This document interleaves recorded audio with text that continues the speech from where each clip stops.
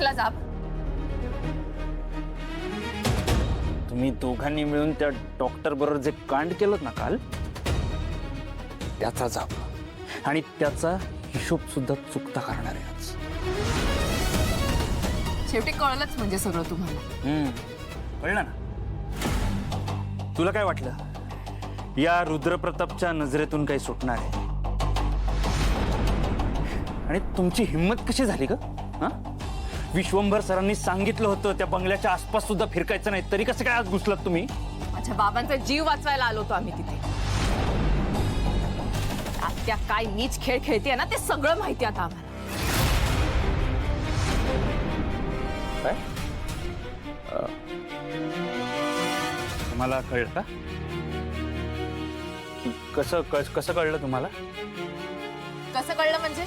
तुला का सांगू मी? आणि काय संबंध रे तुझा? तू सुद्धा आत्याच्या पापात सहभागी आहे हे चांगलंच माहितीये मला.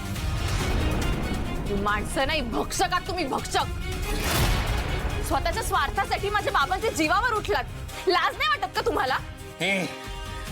मला अक्कल शिकवायची नाही आणि माझ्या विरुद्ध बोलण्याची लायकी नाही तुझी श्रावणी. माझी काय लायकी आहे ना ते मला चांगलंच माहितीये, पण बहुतेक तुम्हीच तुमची लायकी विसरलात.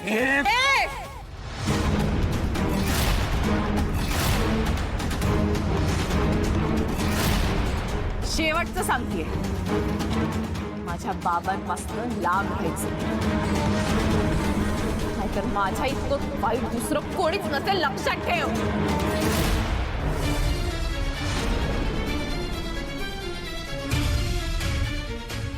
या धमकी देतेस तुम्हाला? हो, धमकीच समजा आणि निघा. तुला माहितीये ना हे जे तू करतेस ना त्याच्यासाठी अटक करू शकतो मी तुला. काय पुरावा आहे तुमच्याकडे? तक्रार ना मी करायला हवी तुमची आणि त्या आत्याची. पण आता माझ्या बाबांच्या वाटेला केलात ना तर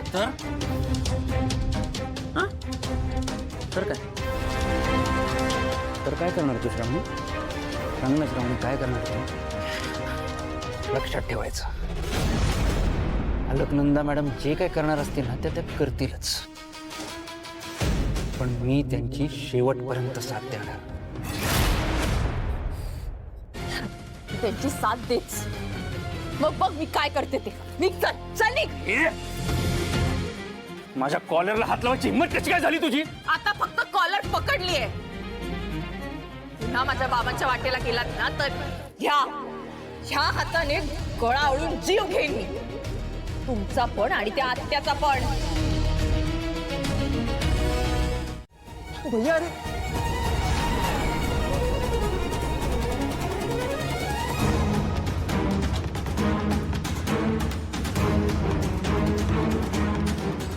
भैया अरे थांबवताना ते मार टाकतील त्यांना. थांबा सोडा त्यांना, सोडा. थांबा मरतील ते. काय करता तुम्ही?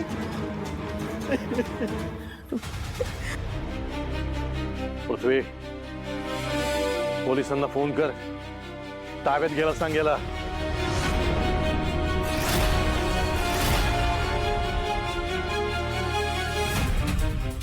पोलीस? पोलीस? नाही सर, पोलिसांना नका बोलू. अहो माझी पण इज्जत जाईल. जन्माची अद्दल घडवली आहे त्याला. तो इथून पुढे असं काही करणार नाही. शांत हो भैया, माझा ऐकून तरी घे. अरे दौलतराव तसला माणूस नाहीये, यात नक्कीच काहीतरी ना. माणसाबद्दल मला काही ऐकून घ्यायचं नाहीये.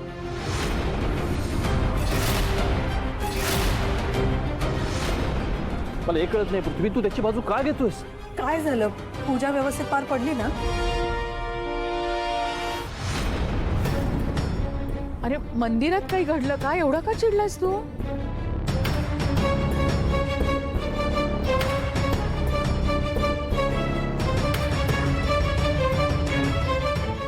नका त्या दौलतनी आज भर मंदिरामध्ये एका स्त्रीची छेड काढली.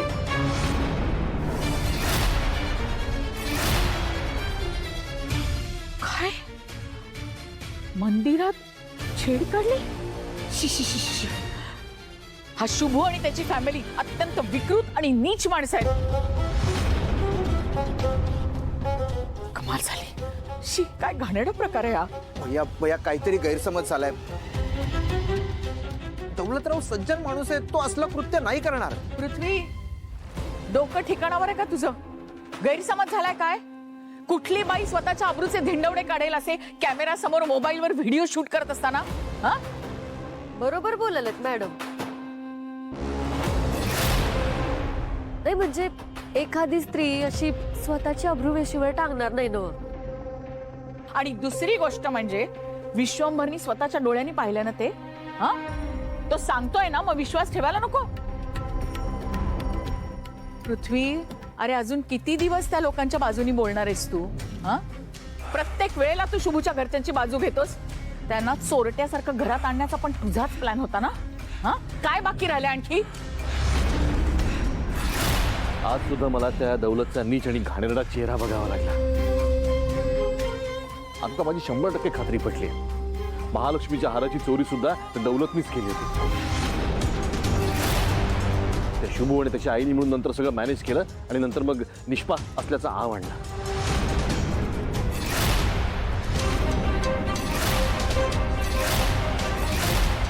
मी तुला कानी कपाळी ओरडून हेच सांगत होते विश्वंभर, पण तू ऐकलं नाहीस माझं त्यावेळेला. बरं झालं आता तुझे डोळे उघडलेत ते.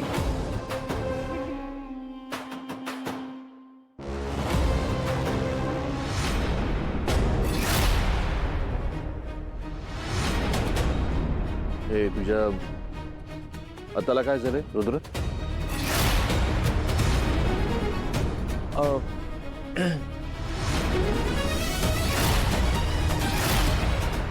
नाही, काही नाही. एक छोटा ऍक्सिडेंट झाला होता.